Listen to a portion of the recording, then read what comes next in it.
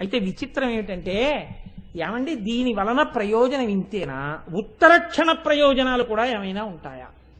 ఆర్యా దిశతి అని దుర్వాసో మహర్షి చేశారు. నిన్న రోజున చెప్పానే, మహానుభావుడు అమ్మవారిని ఇలా ఎదురుగుండా చూస్తూ స్తోత్రం చేశారు.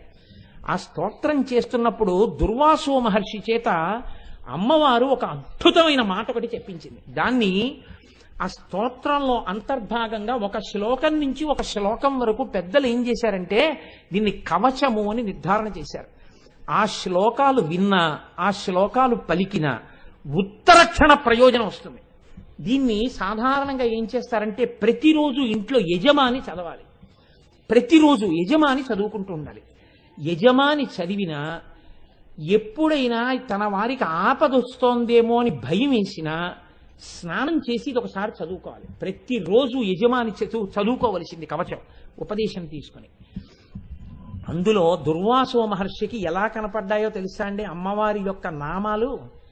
మనం కురువిందమణిశ్రేణీ కనత్కోటి ఇరమండిత అని వశిన్యాది దేవతలు అన్నారు. దుర్వాసుడు అన్నాడు, మహానుభావుడు ఆర్యా దిశతిలో, లలితా పాతు శిరోమే. లలిత అని మీరు అనగానే తలకాయ రక్షింపబడుతుంది.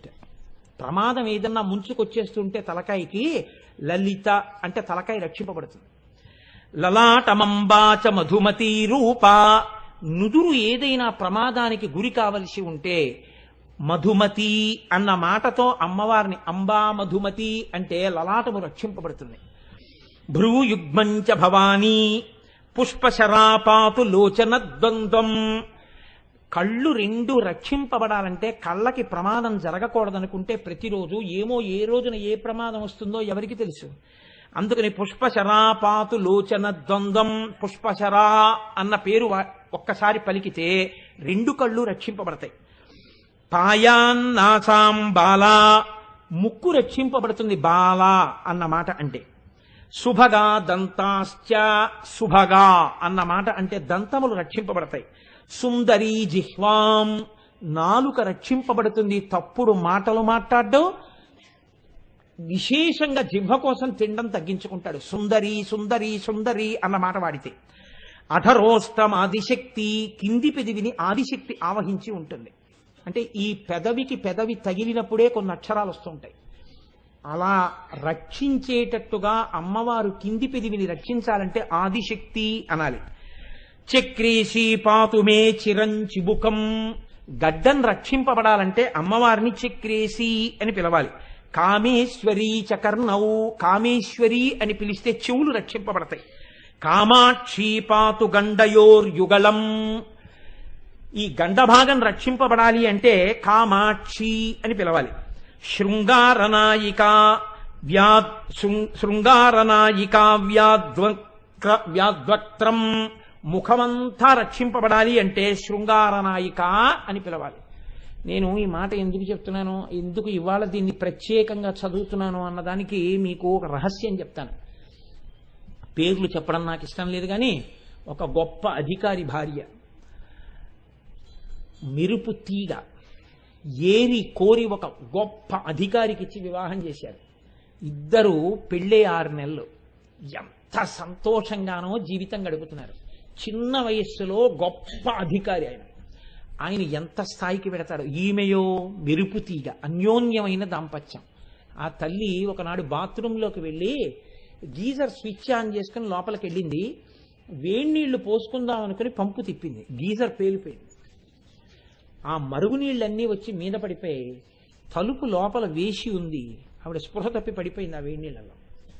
ఆ తలుపు కొట్టి ఆ చప్పుడికి తలుపు పగల కొట్టి పైకి తీసుకొచ్చారు. మాంసపు ముద్దగా బతికి ఉంది ఆవిడ. ప్రమాదం జీవన గతుల్ని మారుస్తుంది.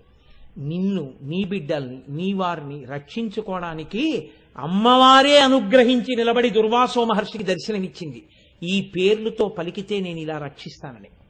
అందుకే ఆ పేర్లు ఒక్కొక్క పేరు ఒక్కొక్క స్థాయిలో ఎలా కాపాడేస్తాయో చూడండి. అందుకనే దాన్ని కవచం అన్నారు. కవచం కట్టుకుంటే ఎలా రక్షిస్తుందో అమ్మవారి పేర్లు కవచమై రక్షిస్తాయి. సింహాసనేశ్వరీ చ గళం, కంఠం రక్షింపబడాలంటే సింహాసనేశ్వరి సింహాసనేశ్వరి అని అమ్మవారిని ఉపాసన చెయ్యాలి. స్కంద ప్రసూచపాతు స్కంధౌ బాహూచపాటలాంగీ మే పాణీచ పద్మనిలయ. అంటే నేను ఇలా చెప్పేస్తుంటే మీకు తెలిసిపోతోందేమో, అన్నీ నేను ఎంతకని చెప్పుకొని రాగలను. పాయాదనిశం నఖావళి విజయ. గోళ్లు పుచ్చుగోళ్ళు అయిపోతే పాడైపోకుండా గోళ్లు రక్షింపబడాలంటే విజయ విజయ అనాలి. అందుకే ఇంట్లో ఆడపిల్లలకి చక్కటి పేర్లు పెట్టేవారు పూర్వం. ఆ పేర్లతో పిలిచేవారు. సరే, ఇంక నేను అండమేందు. కోదండిని చ వక్ష. వక్షస్థలం రక్షింపబడాలంటే కోదండిని అనాలి. కుక్షించ వ్యాకులాచల తనూజాహ. పార్వతీదేవి పేరు పలికితే కడుపు రక్షింపబడుతుంది. కళ్యాణీ చ వలగ్నం. నడుము ఎవరికైనా దెబ్బతిని ఇబ్బంది పడుతుంటే వాళ్ళు ఈ కవచంలో ఈ నామాన్ని ఎక్కువ చెప్పాలి, కళ్యాణి కళ్యాణి అని. కటించపాయా కళాధర శిఖండాహ. నడుము యొక్క పైభాగం వంగడం లేవడం ఇలాంటి వాటిలో ఇబ్బందులు వస్తే ఈ కవచంలో ఈ మకుట రేఖ, అమ్మవారు కిరీటం పెట్టుకుని ఆ కిరీటం మీద ఉన్న చంద్రరేఖతో ఉన్న కిరీటం ఉందే, ఈ కిరీటం పెట్టుకున్న నామాన్ని ఎక్కువ అనుసంధానం చేస్తే నడుం మీద భాగంలో వచ్చిన నొప్పులు తగ్గిపోతాయి. అమ్మవారు రక్షిస్తుంది ఆ ప్రాంతాన్ని. అందుకని ఆ కిరీట నామం అంతా రక్షిస్తుంది. ఇది వంగి లేవలేకపోతున్నాడు అనుకోండి, పోట్లు అనుకోండి, ఇక ఏ ఉపాసనకి పనికిరాడు. కూర్చోలేడు నిప్పి, నించోలేడు నిప్పి, కూర్చోలేకపోతున్నానండి వచ్చి అంటాడు. ఆ నిప్పుల నుంచి రక్షణ ఆ నామంలోంచి వస్తుంది. ఊరు ద్వయంచపాయాదుమా. ఉమా అంటే తొడలు రక్షింపబడతాయి. మృడానీచ జానునీ రక్షేత్. మోకాళ్ళు మృడానీ అన్న నామంతో రక్షింపబడతాయి. జింఘేచ షోడసీమే. పిక్కలు షోడసీ నామంతో రక్షింపబడతాయి. ప్రాయాత్వాదౌ చపాశ శృణిహస్త. శృణిహస్త అని పిలిస్తే అమ్మవారిని పాదములు రక్షింపబడతాయి.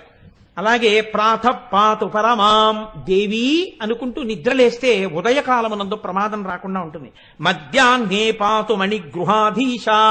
మణిగృహాధీశ అంటే మధ్యాహ్న కాలమునందు రక్షింపబడతారు. శర్వాణ్యవతు చ సాయం. సాయంకాలం అవగానే శర్వాణి అని ఒకసారి అనుకుంటే ఆ సాయంకాలంలో రక్షింపబడతాడు. పాయాద్రాత్రౌ చ భైరవి సాక్షాత్. రాత్రి అవగానే చీకటి పడగానే ఒకసారి భైరవి అనుకుంటే రాత్రి వేళ రక్షింపబడతాడు. భార్యాం రక్షతు గౌరీ. గౌరీదేవిని ఒక్కసారి పూజామందిరంలో యజమాని రోజు ఈ కవచం చదివితే, గౌరీ ఈ శ్లోకాల్ని చదివితే చాలండి, చదువుతుంటే గౌరీ అనడం వల్ల భార్య రక్షింపబడుతుంటుంది. అలాగే పాయాత్ పుత్రాంశ్చ బిందు గృహపీఠ. కొడుకులు కూతుళ్ళు రక్షింపబడతారు. రోజు యజమాని పూజాగృహంలో బిందు గృహపీఠ అనోసారంటే. అలాగే శ్రీ విద్యాచ యశోమే. శ్రీ విద్య అని పిలిస్తే, మా గోపి గారి కూతురు పేరు శ్రీ విద్య అని పిలిస్తే మంచి కీర్తివంతుడవుతాడు. అందుకే మా గోపి గారికి అంత కీర్తి అనుకుంటాను, అనురాధ గారికి. శీలం చావ్యాచిరం మహారాజ్ఞి. ఎవరైనా సరిగ్గా నడుబడి లేక పాడవుతున్న వాళ్ళుంటే యజమాని రోజు ఇది చదివితే ఇంట్లో వాళ్ళ ప్రవర్తన చక్కదిద్దబడుతుంది. ఎందుకని మహారాజ్ఞి అన్న పేరు అనుసంధానం చేస్తే సరి అయినటువంటి నడువడి వస్తుంది. పవనమయి పావకమయి క్షోణిమయి వ్యోమమయి కృపీటమయి రవిమయి శశిమయి దిగ్మయి సమయమయి ప్రాణమయి శివే పాహి. రోజు ఈ మాట చెప్పాలి. అమ్మా నువ్వే పంచభూతములు, నువ్వే సూర్యుడు, నువ్వే చంద్రుడు, నువ్వే సోమయాజి, కాళి కపాలిని శూలిని భైరవి మాతంగి పంచమి త్రిపురే వాగ్దేవి వింధ్యవాసిని బాలే భువనేసి పాలయ చిరం మాం అని రోజు ఎవరు పూజలో యజమాని అంటున్నాడో ఆ యజమాని కుటుంబము అమ్మవారి చేత రక్షింపబడుతుంటుంది. ఇదే దేవీ భాగవతంలో వ్యాసుడు సర్వదా సర్వదేశేషు పాతుత్వాం భువనేశ్వరి మహామాయా జగద్ధాత్రి సచ్చిదానంద రూపిణి అంటాడు. అంత గొప్ప నామములు. అమ్మవారి కిరీటంతో ఉన్న నామాన్ని తలుచుకుంటే ఆ చంద్రఖండంతో ఉన్న నామాన్ని నడుము యొక్క పైభాగం రక్షింపబడుతోంది. ఇది శరీరమునకు సంబంధించినటువంటి ప్రయోజనం.